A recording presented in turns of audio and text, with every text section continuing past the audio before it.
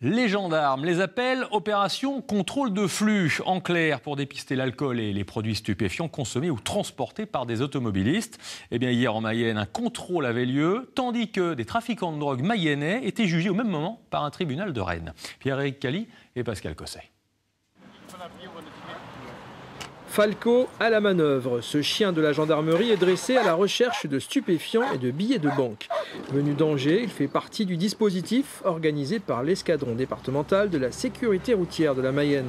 Ce matin-là, quelques conducteurs sont interpellés après avoir été trouvés en possession de cannabis. Pour eux, au programme, un test salivaire qui prouve la consommation, l'immobilisation du véhicule et un détour par l'hôpital de Laval pour une prise de sang plus précise. Voilà, j'ai joué avec le feu, je sais que c'est interdit en France et je savais que j'étais susceptible d'avoir des contrôles. Donc oui, effectivement, oui, j'ai 29 ans, je veux dire, on va pas se voiler la face. J'assume parfaitement ce que je fais.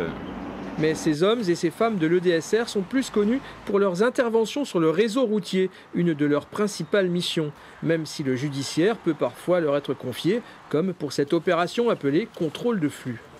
Nous travaillons sous réquisition du procureur de la République, ce qui nous permet de contrôler les passagers, les conducteurs des véhicules, mais également ce qui permet aux chiens de détecter s'il y a des stupéfiants, des billets ou toute autre substance qui est illicite dans les véhicules.